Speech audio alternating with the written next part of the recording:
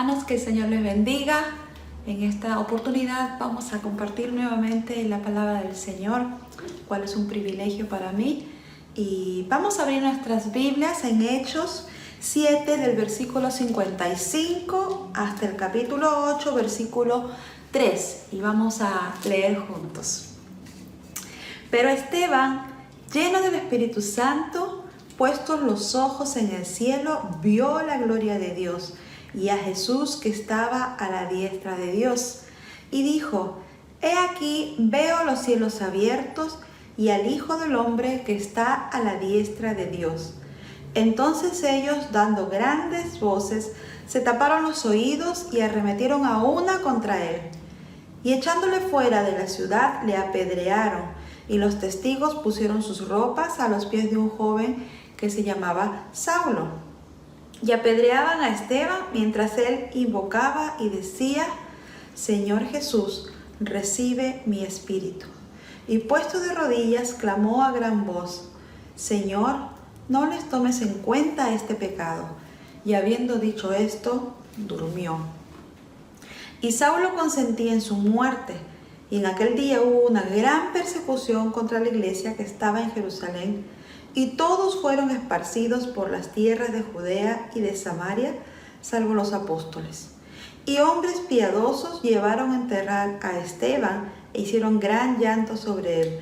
Y Saulo asolaba la iglesia y, entrando casa por casa, arrastraba a hombres y a mujeres y los entregaba en la cárcel. He puesto a este tema el peligro de ser cristiano. ¿Cierto? Vemos en estos versículos que se relata los inicios de la persecución de la iglesia que recientemente había sido creada como tal, ¿no? Vemos el relato del martirio de Esteban. Y esta persecución no es una persecución que solamente se dio al inicio de la creación de la iglesia, sino que hasta el día de hoy la iglesia sigue sufriendo persecución.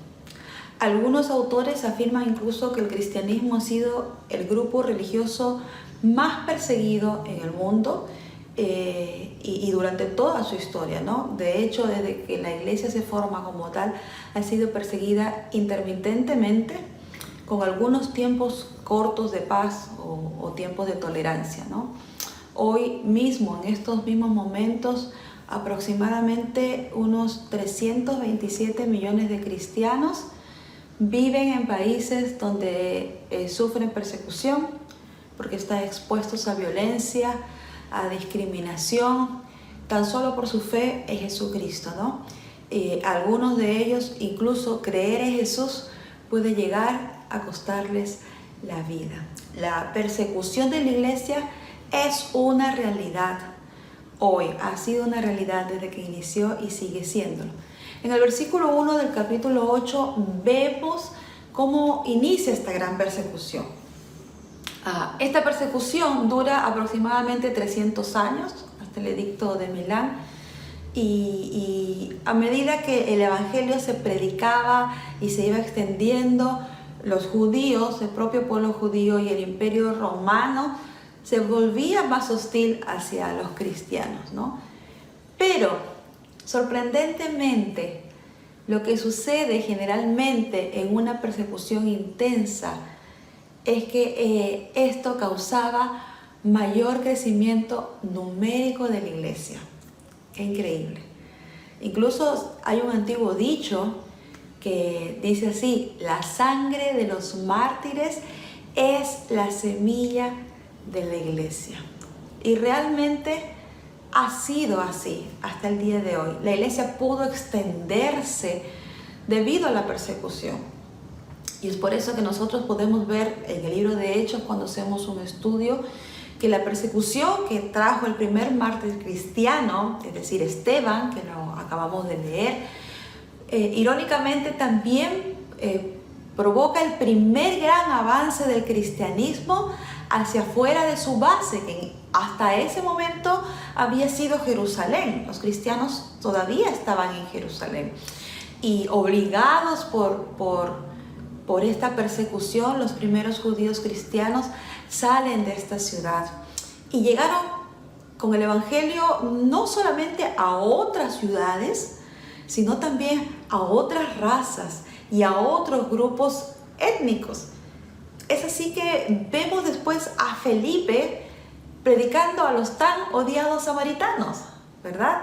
Si nosotros vemos en nuestra Biblia y buscamos en el versículo 5, leemos esta historia donde Felipe, debido a la persecución, sale de Jerusalén, desciende a Samaria y les predica de Cristo. ¡Qué maravilloso! Poco después vemos al mismo Felipe en los versículos 26 al 40 predicando a un alto funcionario de Etiopía, un funcionario de la reina, dice la Biblia, que pasaba, ¿cierto? Ustedes deben conocer la historia, en su carruaje leyendo las escrituras, y Felipe le predica. Luego de esto él iba de ciudad en ciudad predicando el evangelio de salvación. Este es solamente un ejemplo de cómo se diseminó el evangelio debido a la persecución.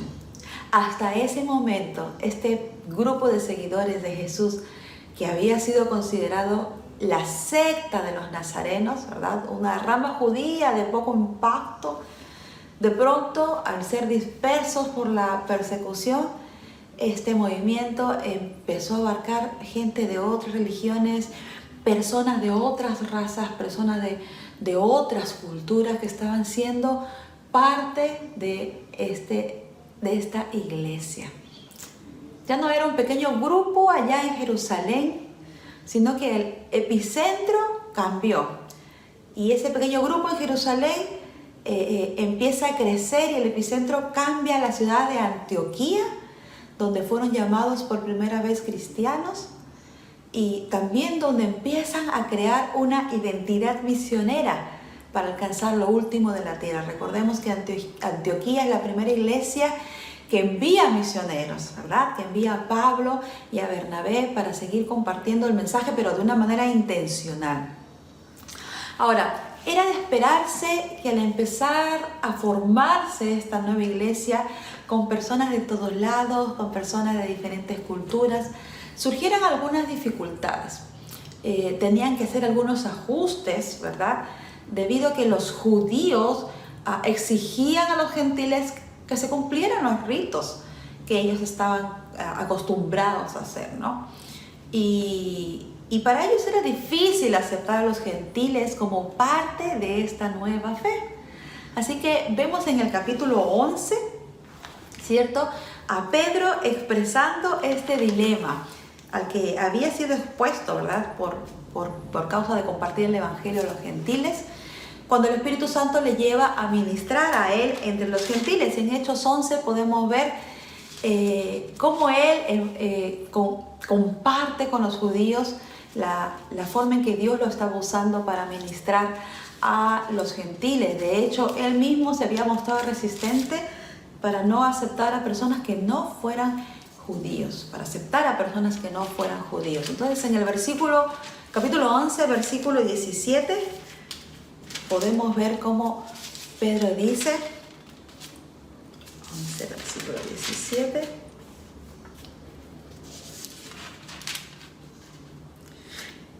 si Dios pues les concedió también el mismo don que a nosotros, está hablando de los gentiles, que hemos creído en el Señor Jesucristo, ¿quién era yo que pudiese estorbar a Dios? Entonces, oídas estas cosas, los judíos callaron y glorificaron a Dios diciendo, de manera que también a los gentiles ha dado Dios arrepentimiento para vida. Finalmente, esta situación, ¿cierto?, de algunas disensiones creadas entre los judíos y los gentiles, se cierra con un concilio en Jerusalén, ¿no?, que lo vemos más adelante en este mismo libro de los Hechos, y donde la iglesia toma acuerdos y finalmente aceptan que la iglesia es una iglesia multicultural, ya no es una iglesia solamente judía. Entonces, a medida que uno va estudiando este libro de los Hechos, vemos cómo ciudades, provincias, incluso culturas enteras se abren al evangelio de Cristo.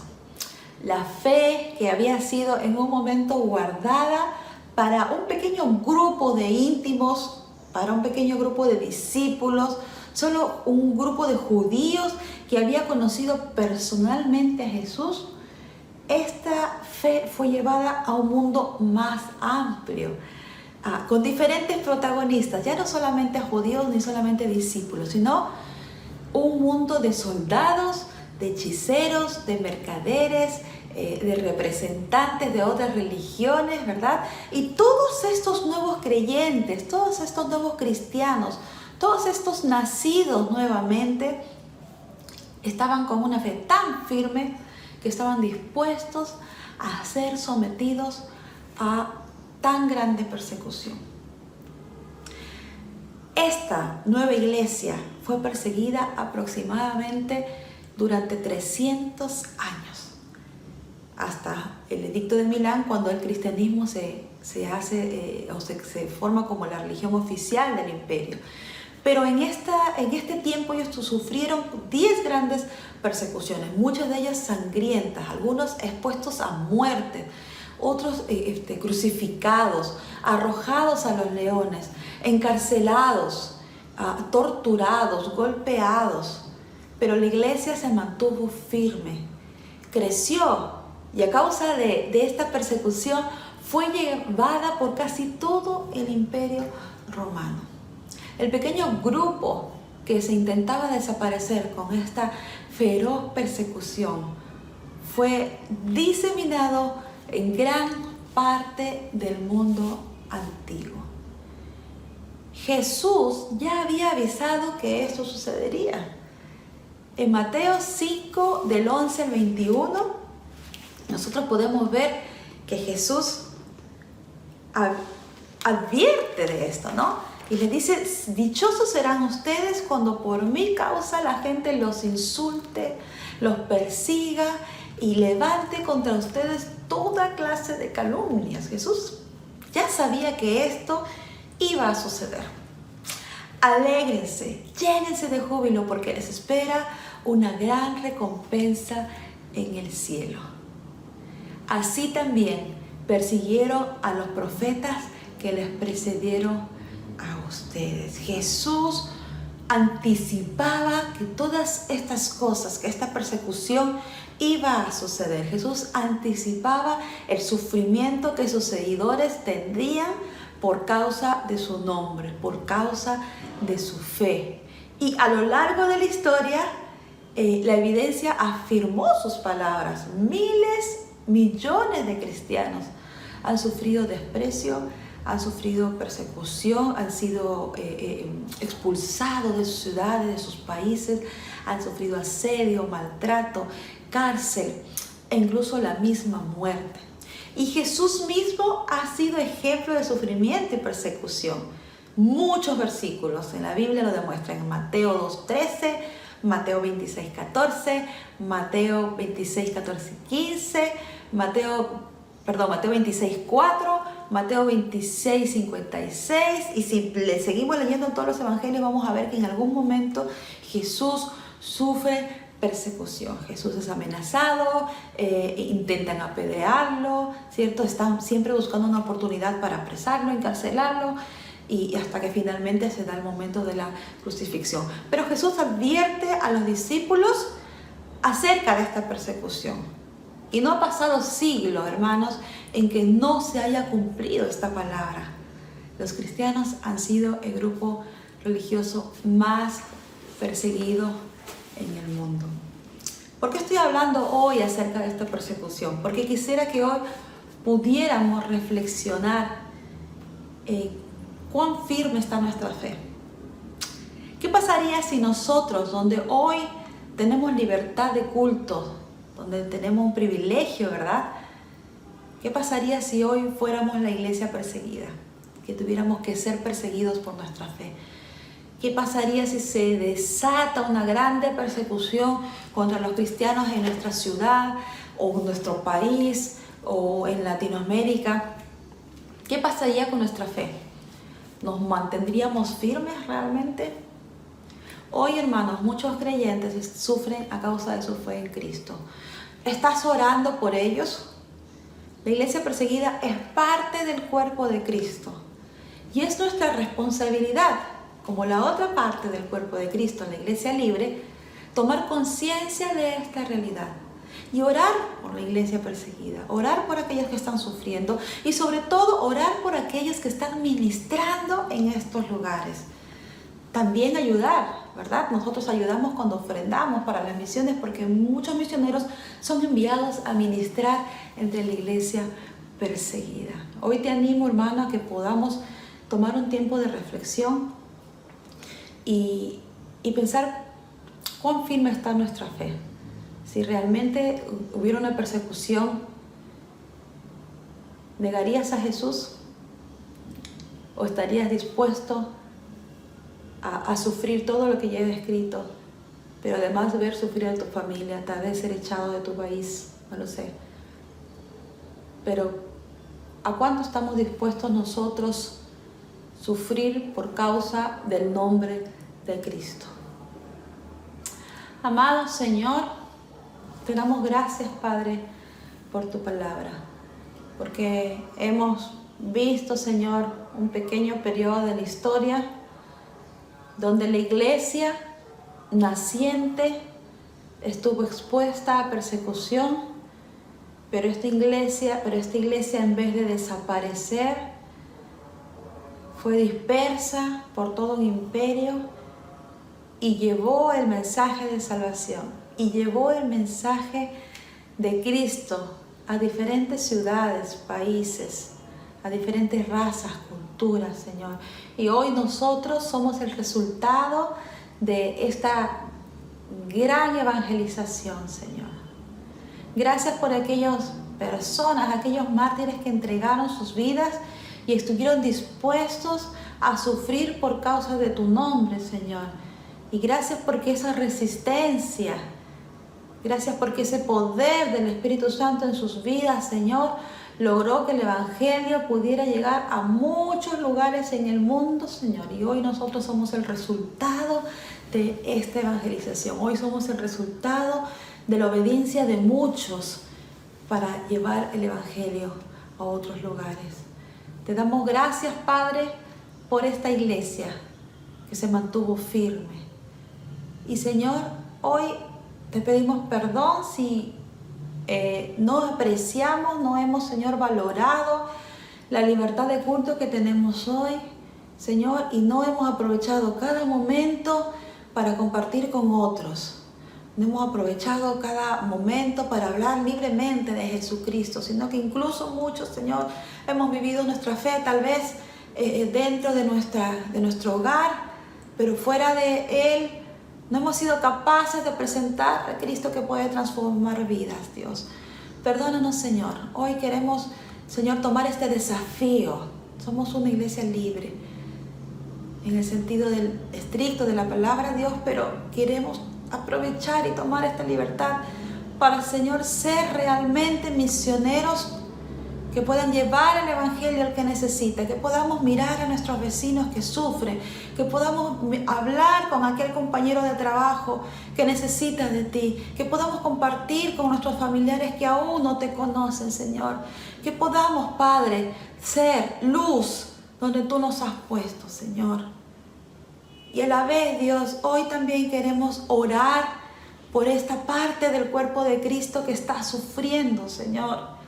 Por la iglesia perseguida que está en lugares, Señor, donde su fe es puesta a prueba al borde de la muerte, donde, Señor, sus hijos son encarcelados, apresados, donde las madres sufren porque sus hijas son llevadas, Dios, porque los padres sufren porque sus hijos son puestos en campos de concentración en algunos países, Señor, donde muchas veces, Señor, no pueden comprar, no pueden vender, no pueden trabajar, Señor, porque son discriminados por ser cristianos, Dios. Te pedimos, Señor, por estos países, Padre, donde la persecución se ha levantado de manera muy fuerte contra nuestros hermanos. Y oramos, Señor, para que tú sigas dándoles fortaleza, valentía, Señor, para que su fe sea afirmada en medio de la dificultad, para que puedan seguir, Señor, incluso compartiendo el Evangelio dentro de lo que ellos pueden hacer. Dios, cuida a tu iglesia, Levanta tu iglesia, manifiéstate en tu iglesia, Señor. Son poderosos los testimonios que escuchamos de aquellos que están ministrando en estos lugares con valentía, Señor.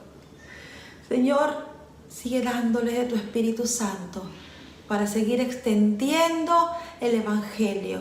Señor, gracias porque incluso a pesar de la persecución, la iglesia está creciendo con gran fuerza en estos lugares. Y tenemos, Señor, países donde hay una iglesia secreta, una iglesia subterránea que está creciendo en el poder de tu Espíritu, Señor. Gracias, Dios, porque tú lo haces posible. Y pedimos, Dios, para que tu protección esté permanentemente con nuestros hermanos. Ayúdanos, Señor, a ser conscientes de esta realidad. Ayúdanos también, Padre, a seguir orando por nuestros hermanos. Ayúdanos a seguir afirmando nuestra fe, nuestra propia fe, Señor. Danos fe, Dios, en estos tiempos difíciles, donde tal vez hemos entendido más de cerca lo que es estar encerrados, donde hemos entendido lo que es no poder ir a un templo y congregarnos, donde hemos entendido, Dios, algunos aspectos que vive la iglesia perseguida a diario, donde algunas veces nos ha costado conseguir alimentos. Dios, te pedimos, Dios, que esta concientización que estamos tomando acerca de nuestra iglesia perseguida, Señor, no sea un momento más, sino que permanentemente podamos orar por nuestros hermanos. También podemos ofrendar a favor de ellos, Señor.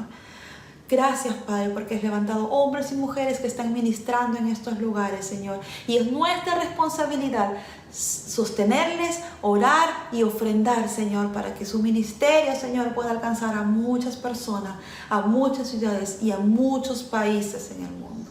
Levantamos, Señor, tu nombre en alto, glorificamos y decimos que tú eres, Señor, y que un día, Señor, frente a miles de personas, junto a miles de personas, confesaremos que Jesús es el Señor.